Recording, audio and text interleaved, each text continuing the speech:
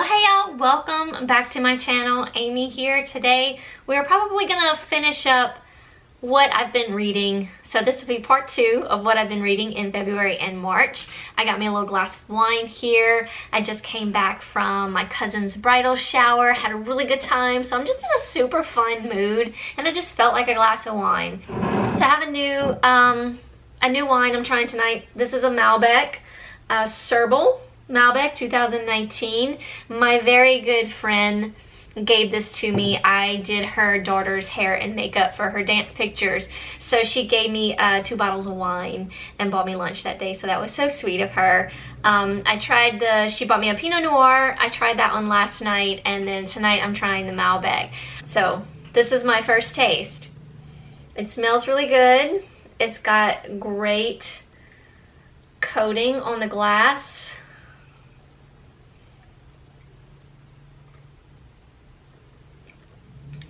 Oh wow, that's good. Okay, yeah, that's really good. So I'm gonna have to text her in a little bit. But anyway, let's talk about some books. So I have probably about 10 more to go. I think I did 10 in my last video, and I have 10 more right here to talk to y'all about. And that should do it for February and March. Although I'm still, it's not quite the end of March yet. Although by the time you see this video, it may already be April. I'm not sure when this video is going to go up. It is currently Sunday, May 28th. Is that right? March. I swear I'm not drunk.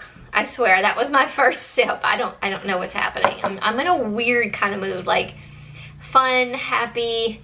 It's just weird. And I'm watching my little niece and her little cute little boyfriend hop out of his truck. They're so cute. They're so adorable. Okay. I'm in a mood, y'all. I'm in a mood. Just hang on. Hang on to your seats. Grab a glass of wine or your favorite beverage. Here we go. We're going to start it off with The Wrong Family by Taryn Fisher. I read this because of Gabby's book club over at Gabby Reads, the book troop book club. Nobody really liked this book, and I can kind of see why. I can kind of understand. It was a lots of 2 stars, a couple 3 stars. I went ahead and I gave it a 4. Even though I got bored with it, and in the beginning of this book I was thinking, okay, yeah, this is probably a solid 3. It's still, because it was keeping me interested, but yet, yes, I was bored. But we hit a point somewhere, and I'm like, this is crazy. This is just crazy. I have to find out what's gonna happen, how this is gonna end. So we mainly follow Winnie Crouch, I think is her name, and then Juno.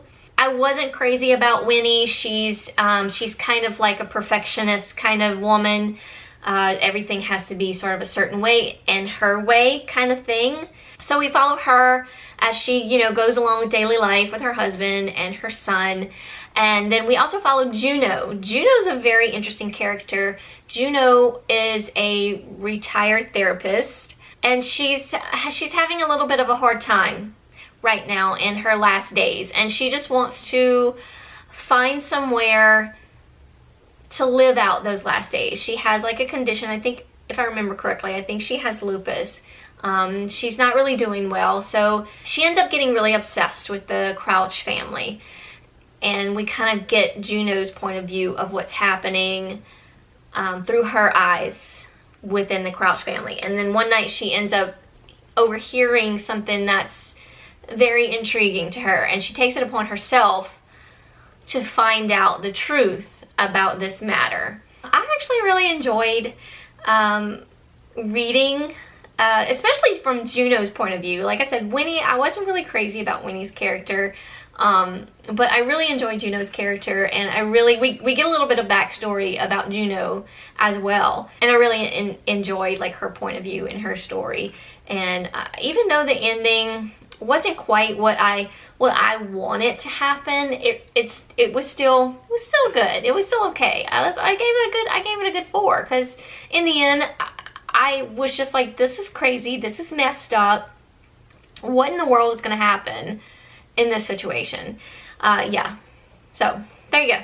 Then I read Until the World Stops by L.A. Witt. This is a story that has to do with the pandemic. So it involves the pandemic, like current times. So if you know, if that's sort of a trigger warning for you, I don't advise you to read this book, because it's very like it's about two guys that are basically quarantined together. So, you know, so there's a lot of the pandemic representing in this book. So if that's a trigger for you, I don't recommend this book. Otherwise, I thoroughly enjoyed it. Call me morbid, but I was so excited to read this book. One, I love L.A. Witt, and two, I was really interested to see how this was going to pan out, like what this story was going to be about, how she was going to write about this. So we follow Tristan and Casey. They are both in the Navy.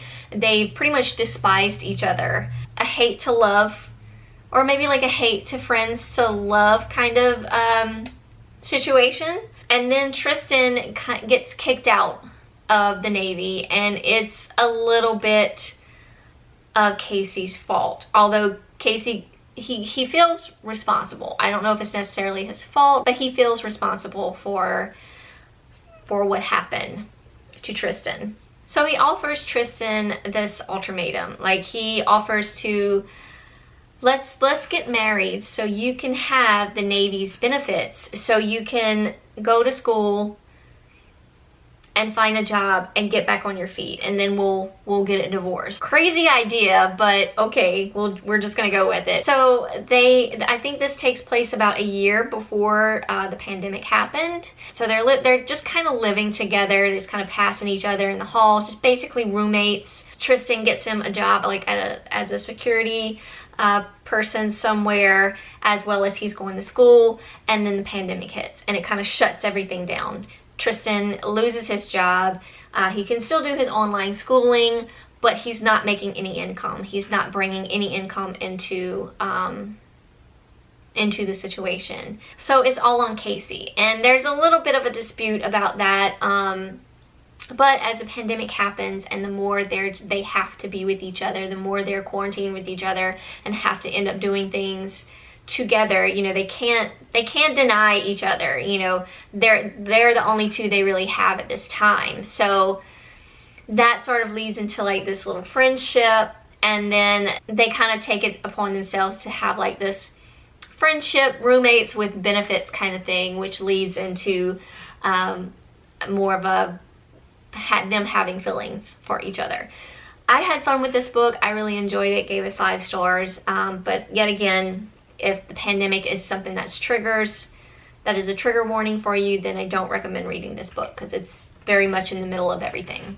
Then I picked up The Wives by Taryn Fisher. I enjoyed The Wrong Family more than I thought I would, because I didn't think I would because of the reviews on it. But I picked this one up thinking, oh, this one's gonna be good, even though I've heard nothing but like not so great things about it. Okay, I didn't like it. I gave it 2 stars. It seemed very promising in the beginning, and I was really into it. And then it just started getting to a point where I was just like, what is happening here? I did end up getting really bored with it, because we were just following around with what her name is. It Thursday? Is that her name? Yes, we follow Thursday, and that is her name. So the book starts off with Thursday, and I thought maybe we were gonna get like, okay, let me back up a little bit. This is supposedly about a guy that has 3 wives, and how he goes about living with those 3 wives, or because they each live separate lives. They supposedly don't know about each other, or they know that there's others, but they don't know who the other wife is. They've never met each other, that sort of thing. So I was thinking we're gonna get points of views from these wives talking about the husband. Well, that's not what we get. We just follow Thursday the entire time, and she's basically just curious, and she wants to know about the other wives, which I don't blame her. And it seems like she's starting to uncover secrets about her husband, and that he could possibly be a different person, which each of these wives. And so she starts to get even more intrigued, and she kind of starts stalking one of the wives. And then it just kind of got to a point where I was just like, okay, something's not right here. Something's not right with this situation. And then that's when we start getting more clues about what's really going on. And I was just like, I'm not like, no, that's not what I wanted to happen. I don't approve. So yeah, very promising in the beginning, but it just sort of just has taken that little fall towards the end. And I wasn't impressed. I wasn't impressed with the outcome, and that's not what I wanted to happen. That's not what I was hoping for. Okay, next I read When You Come Back to Me by Emma Scott. This woman knows how to write a love story, let me just tell you. And I'm about to jump into this series because this is part of her Lost Boys series. Is that the name of it? Yes, Lost Boys. This is actually the second book in the series. This is the only male-male romance in the series. The first book is a male-female, and the third book is a male-female. But I'm so involved with these characters from the second book, or I just fell in love with them so much, I want to go back and read the first book, and I also want to read the third book. So I'm really excited about that because I haven't really been in the mood to read a male-female romance in a really long time. So this book really, should I say the characters and the way Miss Scott has presented her characters in this story has made me want to read this series. So I highly recommend this series. Okay, so this is Holden and River's story. Holden, wow, he is quite a character. He's passionate, he's outgoing, he's outspoken, but yet he has like this inner fight with himself, I guess, that he's not good enough. Basically, his parents sent him off to a conversion camp when he was in his teens, and that basically destroyed him. So he's a very troubled person, and my heart just went out for him. And then we meet River. River Whitmore. He is your typical boy next door. He's the quarterback of the football team. Everyone loves him. Everyone wants to be him. Everyone wants to be with him. He's just, the boy next door. He's sort of having a battle with himself about his sexuality. He seems to know what he wants, but he doesn't know how to deal with it and how to come out about it to his friends, to his family. Holden goes to live with his aunt and uncle, and this is how Holden and River meet, because Holden goes to school. On his first day of school, he spots River. And River is just one of those characters who's beautiful on the inside and out. He will, no matter who you are, he's going to help, or he's going to acknowledge you in some kind of way, because that's just the person that he is. I loved both these characters in a different way. Holden is one of those you just want to grab him and hold him and hug him and just be like, you are worth it, you are everything, you are who you're supposed to be. And River, you also want to hug him, but for a different reason, just to say thank you, and believe in yourself. So great guys. I love this story so much. I can't express how much I enjoyed this story. So they both have their issues. They both need each other, and they both gravitate towards each other. And I loved their story. Their story takes place over years. It sort of reminded me of, I don't know if I've ever talked about this book on here. I think I may have mentioned it. It's like a big series by J. Bell. Something like Summer. is the first book. It sort of reminded me a little bit about this book, but I mean totally in a different way. But it had sort of the same vibe going, because we get the guys in that story, we get their lifelong journey of them loving each other but not being able to be together. And that's kind of how this story of Holden and River was. It was drawn out from like high school till through college and through adult years. It was very touching, and I just kept wanting to like jump in the page and just be like, okay, talk it out, let's do this. I loved it. I can't say enough good things about this book. All right, y'all, we're going back to The Thicket. This is Fools by Lucy Lennox and May Archer. I think this is number 3, or, well, we had like a little half story between book 2 and book 3, which I talked about in my last video, Fakers. And then now here is the full-length book called Fools. This is Tucker and Dunn's story. So we meet Dunn in the very first book. Dunn is Brooks's brother and supposedly straight. And then we meet Tucker in the second book. Tucker is like the town physician. And Tucker and Dunn have been best friends since the first day they met. And they go fishing together, they go camping together. You know, they are the best of friends. Tucker has a bit of a thing for Dunn, but he tries to, you know, keep it to himself, rein it in. He doesn't want to destroy their friendship. He doesn't want to lose Dunn. Well, in the second book, Tucker and Dunn share sort of a little kiss because of a situation that happens in the second book with our other couple that we're following. So it's really funny situation. But anyway, since then, Dunn has had it in his mind that he is going to find Tucker the perfect guy. You can tell that Dunn he's setting it up for failure.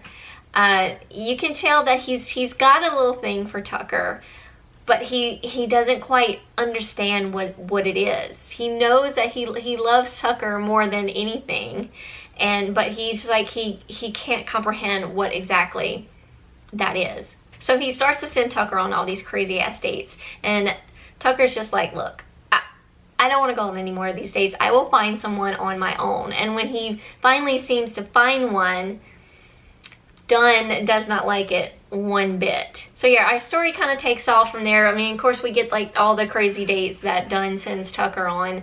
I love the Thicket. It's hilarious. These guys are so funny and so much fun.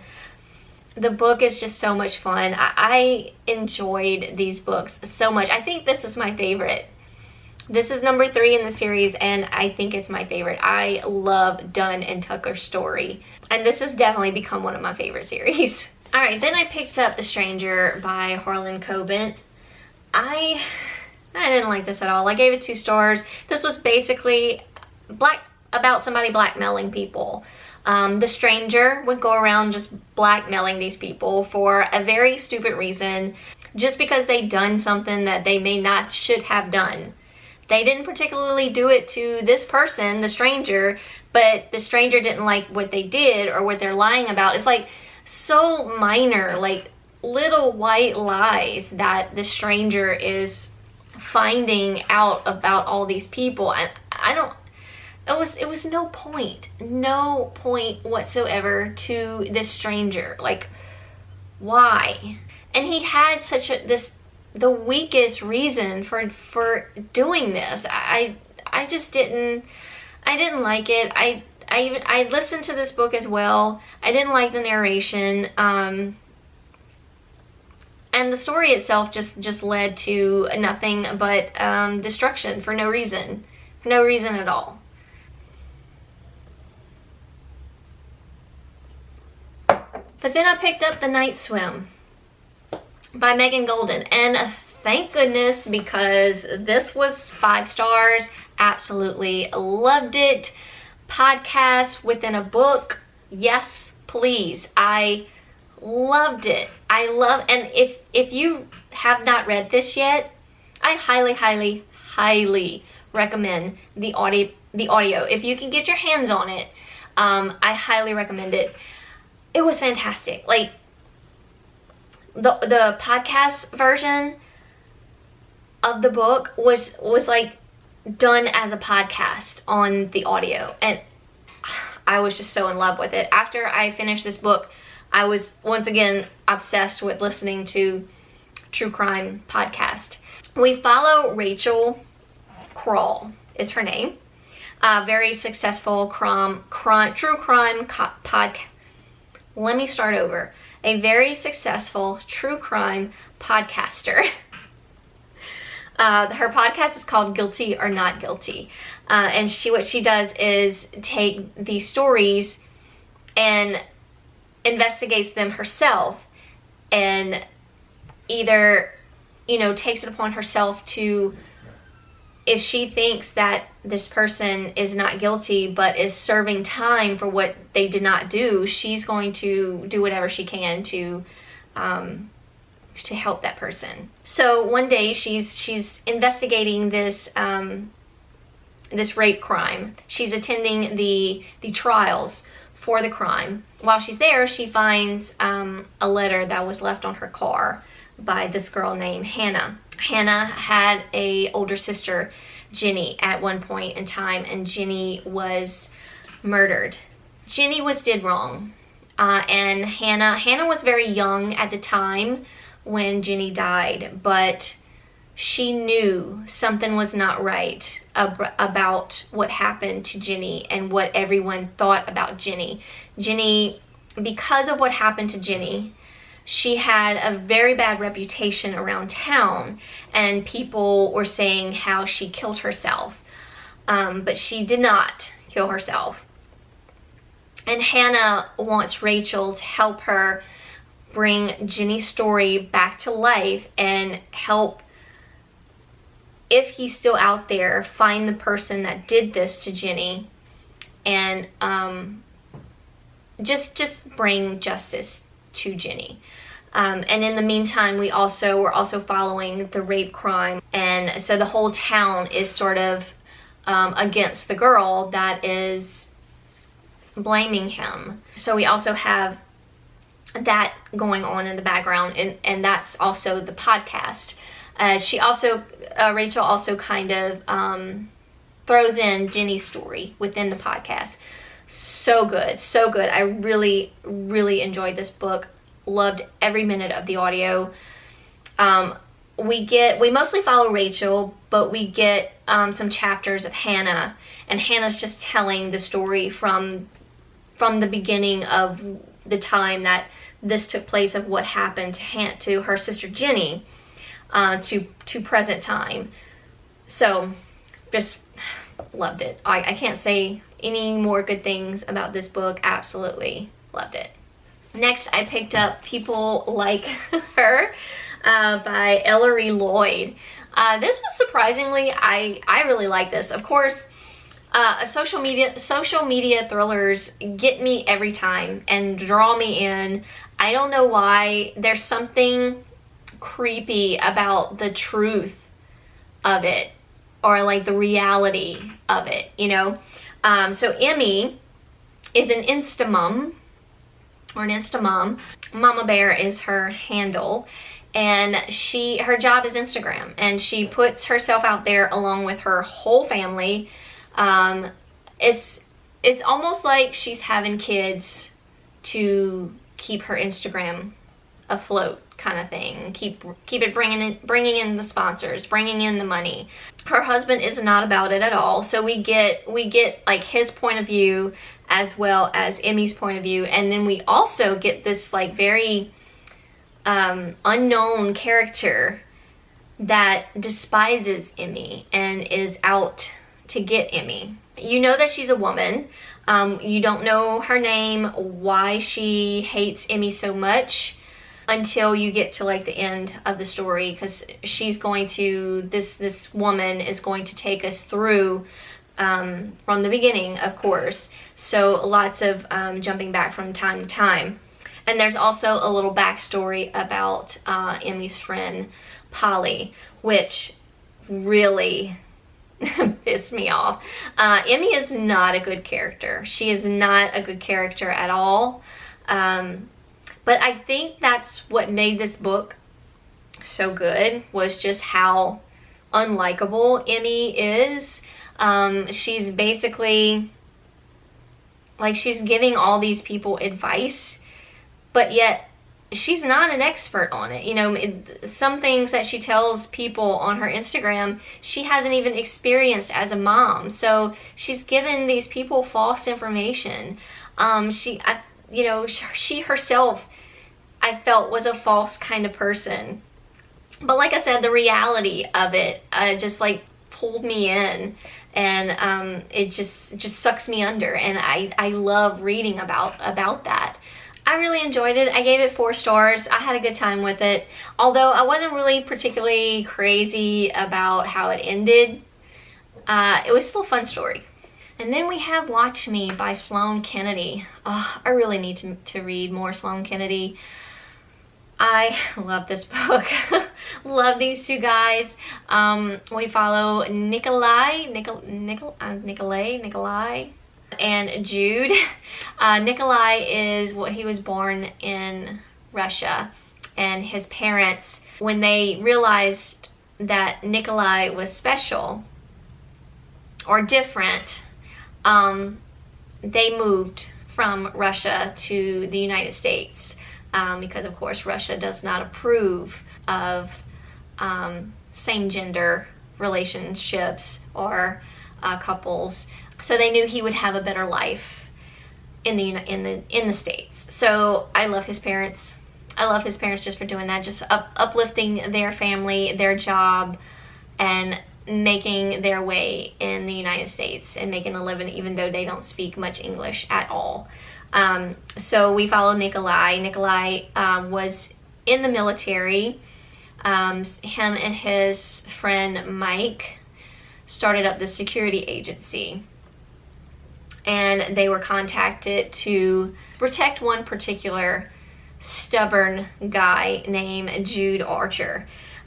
Jude comes off as bratty and just has like this mad at the world kind of front, but Jude has his own story, his own background, and you get more of that, of course, as you follow along with Jude and Nikolai's relationship. When Nikolai first starts to work for Jude or protect him or whatever, it's a rough start. He's very attracted to him right away, but of course he's the job, so he's got to stay focused. Jude is also attracted to Nikolai, but of course he's stubborn, and he doesn't think that he needs protection. They kind of go like head to head with each other. But as their friendship or whatever they are, protector, they form like this little bond. Jude ends up being okay with Nikolai being there and feels safe with him, but yet he won't let Nikolai in because of his past and because of how he is currently. Their story was very beautiful, although they were both very stubborn with each other, and it was a very, very, very slow burn romance. So I really enjoyed that. I really liked getting to know these two characters separately and together. It was a really good love story. Really enjoyed it. Next up is Someone We Know by Sherry Lapina, or Lapina, not sure the correct way to say it, but I love Sherry Lapina. I loved all her books so far. This one is probably my least favorite out of all of them. Although it was still a good, fun read, I really enjoyed the good old-fashioned whodunit storyline that we have here. I really enjoyed that, but I was hoping, and I just thought that there was going to be more to this. Because in the synopsis, we read that there is a teenage boy going around his neighborhood and breaking into his neighbors' houses. And the mother finds out, and she sends like apology letters out to these people. And yeah, that's the case, but that's kind of in the background. I was kind of hoping he would find out something, and like he would know something. I don't know. I don't know what I don't know what I was wanting from this, but it wasn't really what I got. We follow a lot of people, so there's lots of point of views, which I'm not sad about. I really enjoyed it, although it was hard to keep up with who is who. So a woman ends up being murdered. So I thought maybe our little criminal would find something out, that he would maybe know something, but it was still a good story, like following all these characters of what they knew of this person that was murdered. Like, everyone's a suspect. Everyone seems to know something or something. It was a very good whodunit kind of book. I really enjoyed that aspect of it, but it wasn't quite what I was hoping for in the end. And then I was a tad disappointed in the ending, even though I really didn't see that coming. Although I kind of had my suspicions somewhere towards the end, but of course I didn't quite hit it on the nose. So I was a little surprised, but overall it wasn't like, wow, you know, kind of thing. And then we get like this little twist, maybe? I don't even know if I could call it a twist, but it's almost like the author is making us feel like another book is coming, like this is going to be a series. But I know it's not, because she's done this actually before in another one of her books, which kind of leaves you hanging, but not really like this. And I wanted more from this character. I wanted this character to be involved more, and I'm not going to say any more because I don't want to give it away, but yeah, I was just disappointed in how it all turned out, even though I had my suspicions, but I wasn't quite right. It's very hard. It's very hard because I liked it, but then I wasn't like, oh my god, best mystery thriller ever. I don't know. I not my favorite Sherry Lupino. I'd still recommend it though. It's, like I said, it's a good classic whodunit kind of story, and I really enjoyed that aspect of it. Okay, and lastly, this is No Good Mitchell by Riley Hart and Devin McCormick. Such a great pair to write a book. Devin McCormick is one of my top male romance writers, right up there with Riley Hart as well. These two authors are just a phenomenal pair. This is a good rivalry story between two families that started like 100 years ago. So we have the Mitchells versus the O'Reillys, and they both make whiskey. And a long time ago, supposedly the recipe was stolen.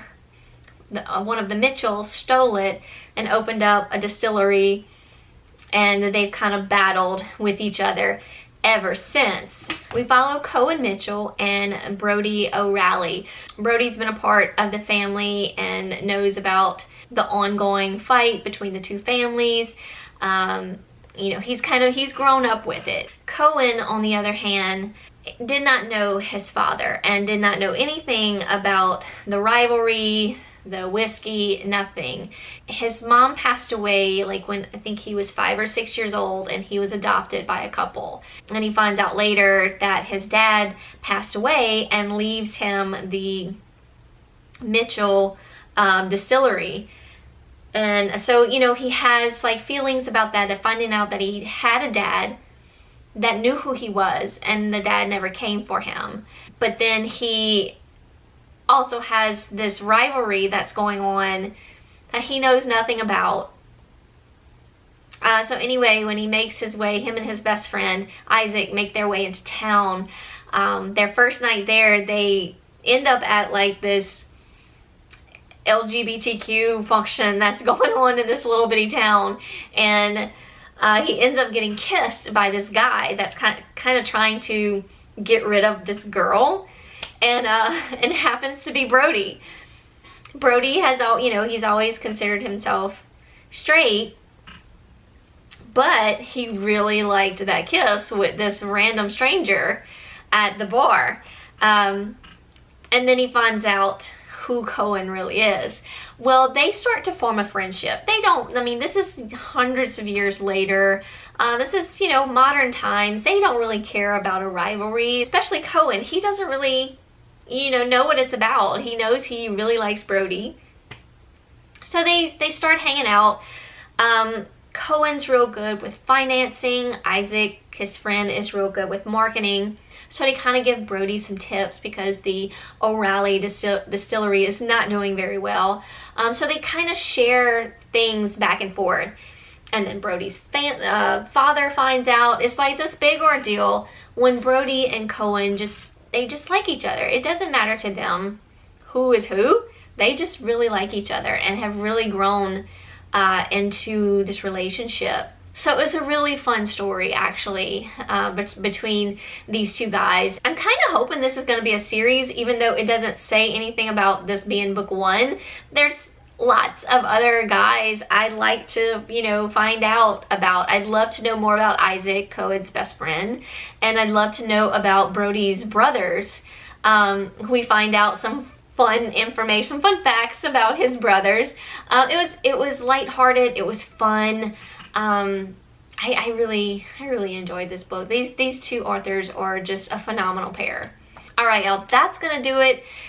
As of right now, it's still not the end of March. I'm actually currently still reading a book, 2 books actually, that I'm going to include like still in March, but we'll talk about those at another time. I think I'm gonna start doing like mid-month wrap-ups. I think that'll be easier on me to remember everything. It's really hard to remember. I have to go back and look at my Goodreads to make sure I'm getting all the names correct.